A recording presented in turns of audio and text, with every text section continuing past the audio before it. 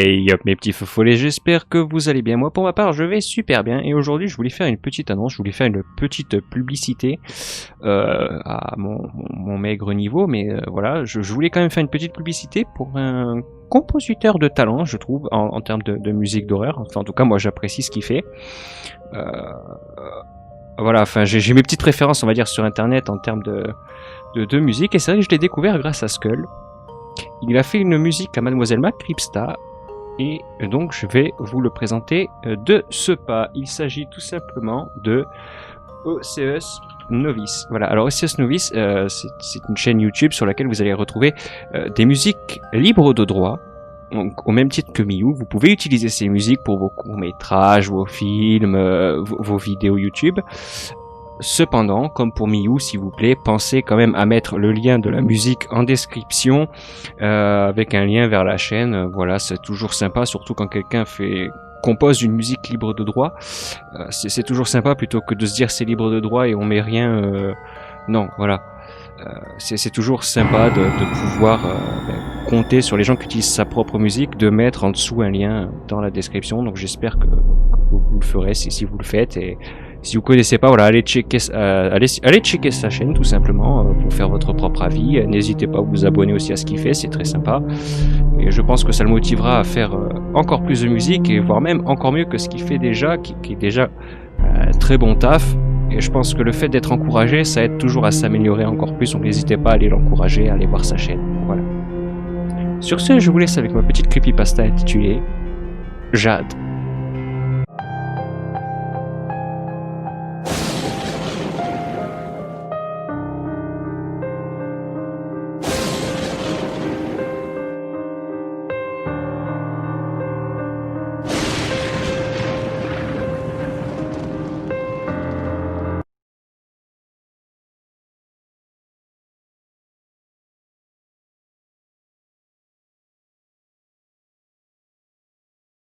Jade est une petite fille pas comme les autres. D'étranges phénomènes sont autour d'elle.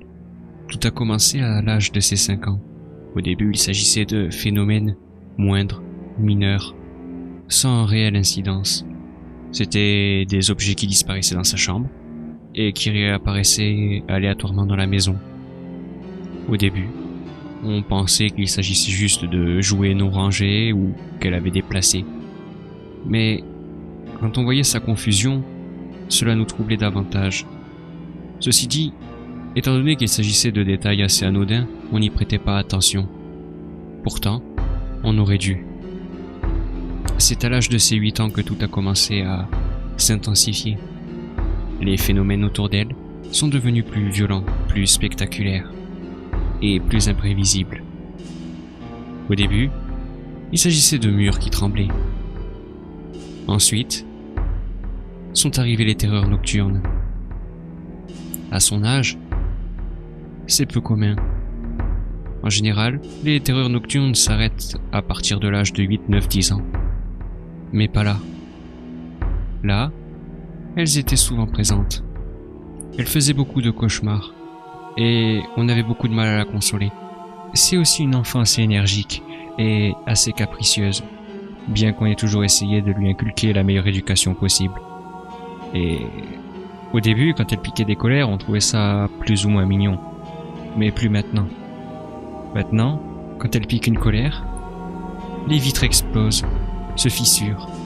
Pire, je crois que même le pire que j'ai vu, c'était une fois, un début d'incendie alors qu'elle s'énervait.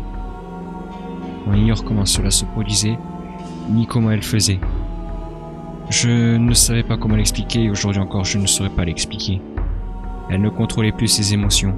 Dans ces instants-là, c'est comme si elle était totalement victime de ses émotions et qu'elle les amplifiait à un niveau énorme, un niveau que ne devrait pas avoir de telles émotions.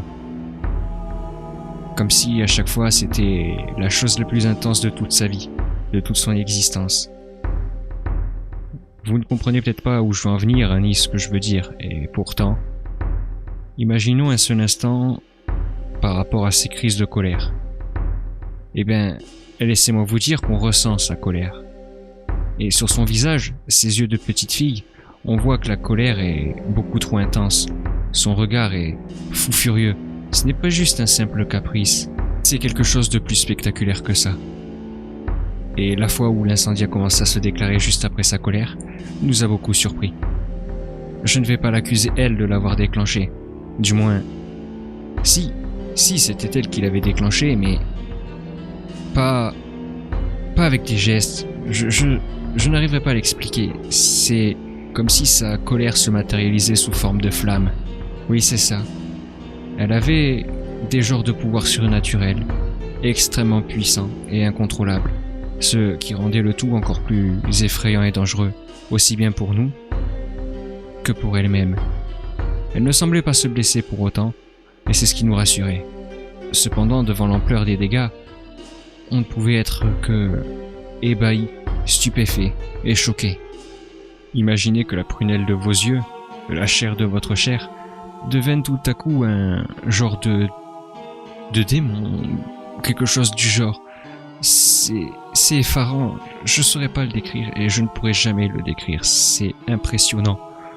Je pense qu'il faut le voir pour le croire. On exagère souvent les phénomènes paranormaux dans les films, les jeux d'horreur, et j'en passe. Mais le vivre en vrai à ce niveau-là, de manière presque hollywoodienne, ou ce qu'on pourrait trouver dans un jeu d'horreur, c'est autre chose. C'est encore plus effrayant. J'en suis arrivé à cette conclusion car il m'arrive à mes heures perdues de jouer à des jeux d'horreur principalement et de science-fiction, et parfois même de regarder des films d'horreur avec ma femme. Alors, je sais que quand les phénomènes paranormaux sont exagérés ou non. Je ne dirais pas que je n'ai jamais cru au paranormal, ce serait un mensonge. Je trouve cet univers fascinant, intriguant. Mais là, j'ai l'impression de voir... Vous savez, le genre de film où... Bon, souvent c'est un petit garçon, mais c'est genre un petit garçon qui serait le fils du diable ou une bêtise comme ça. Eh bien, c'est cette impression-là qu'on a.